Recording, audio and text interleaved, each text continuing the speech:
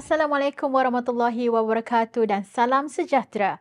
Bersama saya Nurliana Syafiqah bersiaran dari Majlis Sukan Negara Bukit Jalil untuk Buletin MSN. Kita mulakan buletin dengan rangkuman berita sepanjang minggu ini. Jom saksikan. Hasrat beregu lelaki nombor 1 negara, Aaron Chia Sohee, untuk menamatkan pemburuan kejuaraan All England berakhir dengan kekecewaan apabila sekadar berpuas hati dengan naik juara.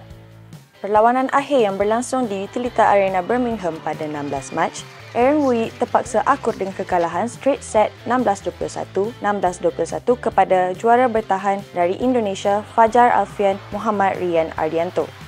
Kali terakhir Malaysia muncul juara pada kejohanan dunia Super 1000 itu adalah ketika peregu lelaki menerusi Koo Kim Kiat Tan Boon Hyung pada tahun 2007. Bertempat di Dewan Banquet Majlis Sukan Negara, telah berlangsung Perhimpunan MSN bagi bulan Mac 2024. Perhimpunan yang dihadiri lebih 300 pegawai dan anggota Majlis Sukan Negara dimulakan dengan sesi undian pemilihan kepimpinan Kelab MSN 2024-2026. Bacaan ikrar rukun negara, ucapan Ketua Pengarah MSN, penyampaian anugerah pekerja cemerlang bulanan, penyampaian hadiah rumah sukan diikuti mesyuarat agung Kelab MSN bagi penggal 2022-2024. Pada perhimpunan kali ini, Ketua Pengarah MSN Encik Abdul Rashid Yaakob menyeru seluruh kaki tangan MSN memberikan sokongan tidak berbelah bahagi kepada setiap inisiatif KBS demi pengukuhan ekosistem sukan di bawah kepimpinan Yang Berhormat Menteri Belia dan Sukan. Mesyuarat Lembaga Pengurusan MSN Penggal ke-23 kali ke-10 telah berlangsung pada 21 Mac di Bilik Mesyuarat Kasar 4 Majlis Sukan Negara. Mesyuarat yang dipengerusikan oleh Yang Berhormat Menteri Belia dan Sukan telah membincangkan beberapa perkara berkaitan kertas cadangan kaedah penyaluran peruntukan kewangan kepada Persatuan Sukan Kebangsaan melalui kaedah empowerment, kertas pelaksanaan program pembangunan bola sepak negara dan lain-lain lagi. Turut hadir ke mesyuarat tersebut, Ketua Setiausaha Kementerian Belia dan Sukan Dr. Nagulendran Kanggayat Karasu, ahli-ahli lembaga pengurusan serta barisan pengurusan tertinggi MSN.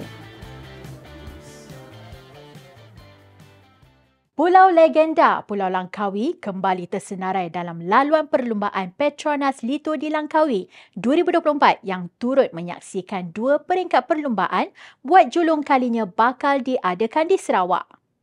Edisi ke-28 perlumbaan berbasikal berprestij di benua Asia ini dijadual berlangsung dari 29 September hingga 6 Oktober depan dengan 2 bandar di Sarawak, Miri serta Bintulu bakal menjadi hos kali pertama selain Bandar Kulai di Johor yang turut dipilih untuk kali ini.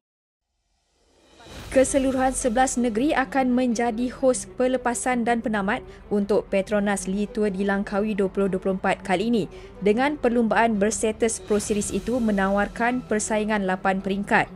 Lebih menarik, dengan laluan sejauh 1191.1 km, edisi kali ini menawarkan 2 pendakian berturut-turut berstatus hos iaitu pada peringkat ketiga di Cameron Highlands dan pendakian ke Genting Highlands untuk peringkat keempat. Pemilihan 2 peringkat di Sarawak adalah untuk membawa perlumbaan berprestij ini dinikmati oleh rakyat tempatan di Miri dan Bintulu, dan sebelum ini LTDL pernah berlangsung di Kuching pada tahun 2020. Selain itu, ianya memberikan pelumba-pelumba bakal diuji dengan jarak perlumbaan hampir 200 km untuk peringkat ke-7 dari Miri ke Bintulu yang menyediakan peluang membuat pemecahan, breakaway dan mampu jadi penentu juara keseluruhan Petronas Lito di Langkawi. 3 pasukan berbasikal negara dijangka menyertai perlumbaan kali ini iaitu Pasukan Berbasikal Lebuh Raya Kebangsaan, Terengganu Polygon Cycling Team dan Malaysia Professional Cycling. Terdahulu, Hanah merasmikan Majlis Pelancaran Laluan LTDL 2024 yang menyaksikan tahun kedua dianjurkan Majlis Sukan Negara. LTDL mula dianjurkan sejak 1996 dengan 4 jersey menjadi rebutan iaitu Juara Keseluruhan, Raja Pecut, Raja Bukit dan Pelumba Terbaik Asia dengan jumlah hadiah kemenangan keseluruhan bernilai RM850,000.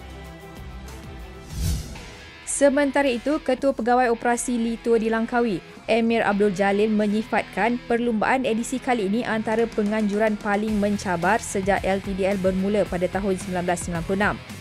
bukan sahaja menawarkan 2 pendakian berturut-turut yang berstatus horse class itu pada peringkat ketiga dan keempat, laluan terpanjang dari Miri ke Bintulu sejauh 199.3 km akan memberikan cabaran kepada pelumba. Dan memang laluan, kalau kata siapa yang daripada Sarawak, kami dapat komen masa pergi kat sana, dia punya presiden bagi laluan Miri Bintulu ni dia panggil apa tu, Perry Ruby punya style lah.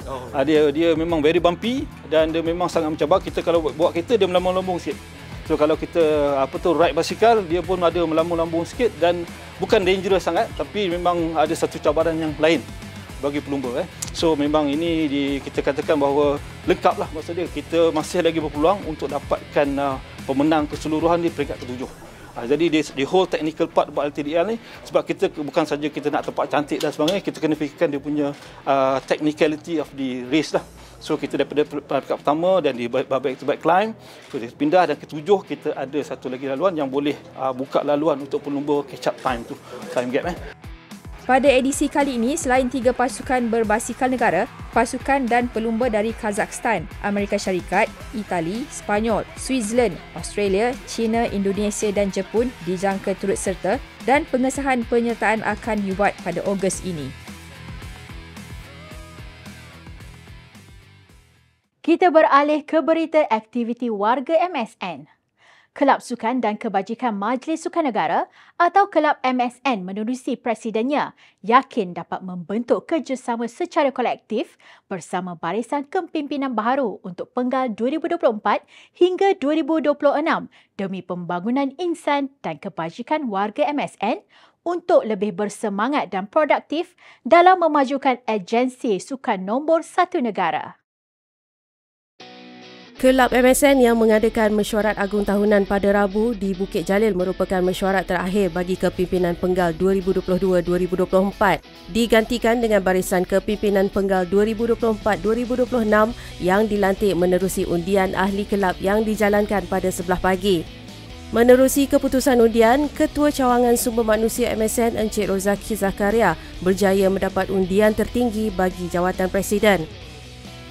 Terlebih dahulu syukur Alhamdulillah di atas pelantikan sebagai Presiden dan juga terima kasih juga kepada semua ahli yang melantik barisan-barisan EXCO yang akan bersama-sama dengan saya bagi menerajui kelab MSN untuk Penggal 2024 hingga 2026.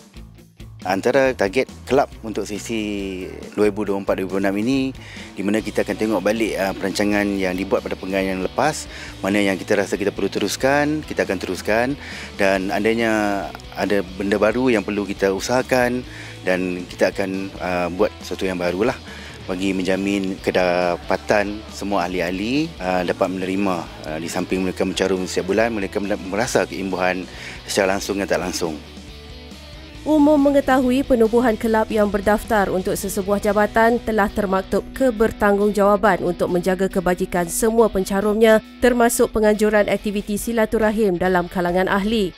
Malah dalam kesibukan warga MSN yang bertungkus lumus menyempurnakan tugasan ke arah temasya penting seperti Olimpik dan Paralimpik Paris, Sukan Malaysia dan para Sukma Sarawak serta kejohanan Litua di Langkawi, aktiviti dalaman jabatan tetap diadakan agar tema semangat sepasukan yang dicanang saban tahun menjadi pegangan hidup selamanya. Kita juga akan cuba anjurkan beberapa aktiviti yang berkaitan dengan sukan, walaupun kita faham tahun ini kita sibuk dengan program-program rasmi majlis yang tidak melibatkan keseluruhan ahli. Walaupun kita akan cari satu tarikh yang sesuai, yang kita dapat berkumpul semua untuk kita adakan aktiviti antara sukan ataupun aktiviti berkeluarga, dan juga of course yang paling utama sekali kita akan cuba target untuk makan malam lah sepanjang mungkin di akhir tahun 2024 ini.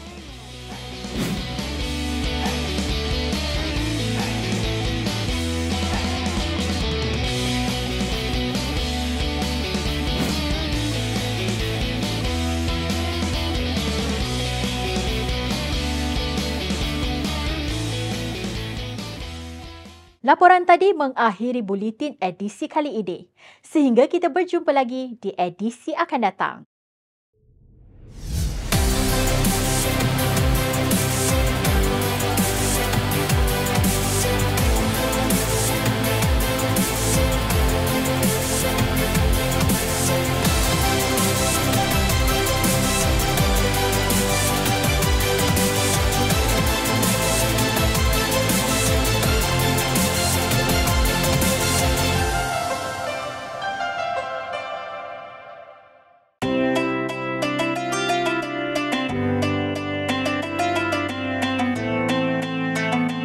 Bismillahirrahmanirrahim. Assalamualaikum warahmatullahi wabarakatuh. Alhamdulillahirabbil alamin wassalatu wassalamu ala asyrafil anbiya wal mursalin wa ala alihi wa sahbihi ajmain. Alhamdulillah, syukur kita pada Allah Subhanahu wa taala, dengan limpah rahmatnya kita dapat meneruskan lagi ibadah, masih lagi dikurniakan kesihatan, masih lagi dikurniakan kekuatan untuk meneruskan siri-siri ibadah kita dalam bulan Ramadan 1445 Hijrah. Tuan-tuan, puan-puan sekalian, maka di antara amalan yang perlu diperbanyakkan, dilipat gandakan di bulan Ramadan adalah amalan-amalan sunat. Di samping kita berpuasa, maka baginda Nabi SAW menggalakkan kita untuk memperbanyakkan sedekah. Maka kita juga di Majlis Sukan Negara menggalakkan atlet-atlet negara untuk memperbanyakkan sedekah kepada orang-orang yang memerlukan. Juga kita ada tabung-tabung di Surau Al-Faizin MSN untuk atlet-atlet menyumbang dan juga bersedekah di bulan Ramadan. Kenapa? Kerana sedekah ini juga menjadi satu perantara untuk dikabulkan segala hajat kita. Mudah-mudahan dengan sedekah di bulan Ramadan ini, maka cita-cita atlet negara untuk mencapai kecemerlangan, berjaya di peringkat antarabangsa, untuk mendapatkan pingat emas dan seterusnya berjaya dalam kehidupan, dikabulkan oleh Allah Subhanahu wa taala. Di samping itu juga, maka ada juga program-program di Surau Al-Faizin MSN, program-program bacaan Al-Quran, yang mana kita maklum bulan Ramadan adalah bulan Al-Quran, sebagaimana firman Allah Subhanahu wa taala, "Syahrul Ramadan alladzi unzila fihi al-Quran hudal linnas wa bayyinatin minal huda wal furqan." Jadi bulan Ramadan adalah bulan diturunkan Al-Quran. Maka bagi untuk memberikan platform, peluang kepada atlet-atlet negara membaca Al-Quran, maka kita adakan tadarus di Surau Al-Faizin bagi membolehkan atlet-atlet negara yang ada masa, ada kesempatan, ada peluang untuk membaca Al-Quran bersama pembimbing-pembimbing di sini. Maka ini penting untuk memastikan bukan hanya kita melaksanakan kewajipan berpuasa itu, tapi kita juga merebut peluang untuk melipat gandakan amalan dengan ibadah-ibadah sunat, seperti ibadah yang kita sebutkan tadi, ibadah sedekah, ibadah membaca Al-Quran dan juga ibadah-ibadah yang lain. Maka oleh itu, marilah sama-sama kita seluruh umat Islam, walaupun apa sahaja bidang yang kita ceburi, maka kita ambil kesempatan di bulan Ramadan. Sebagaimana atlet-atlet negara mampu untuk meningkatkan amal dengan bersedekah dan baca Quran, maka kita semua juga berusaha untuk menjadikan bulan Ramadan itu adalah bulan untuk kita meningkatkan amal. Kita tingkatkan sedekah kita, kita tingkatkan bacaan Al-Quran kita, dan kita tingkatkan amal-amal sunnah kita. Mudah-mudahan dengan demikian, Ramadan kita kali ini bukan hanya setakat mendapat keampunan daripada Allah Subhanahu wa taala, bahkan akan menambahkan lagi ganjaran-ganjaran, kelebihan-kelebihan dan juga manfaat yang kita dapatkan dan juga kelebihan-kelebihan yang dijanjikan oleh baginda Nabi sallallahu alaihi wasallam. Mudah-mudahan dengan demikian Ramadan kita kali ini bukan hanya menghapuskan dosa-dosa kita, tapi juga meningkatkan darjat kita di sisi Allah Subhanahu wa taala dan juga meningkatkan tahap ganjaran yang akan kita perolehi di bulan puasa ini, sehingga kita keluar daripada bulan puasa dalam keadaan dosa diampunkan, amalan mendapat ganjaran yang lebih daripada Allah Subhanahu wa taala, sehingga menjadikan puasa kita tahun ini lebih baik daripada puasa-puasa yang tahun-tahun sebelumnya. Wallahu a'lam. Wassalamualaikum warahmatullahi wabarakatuh.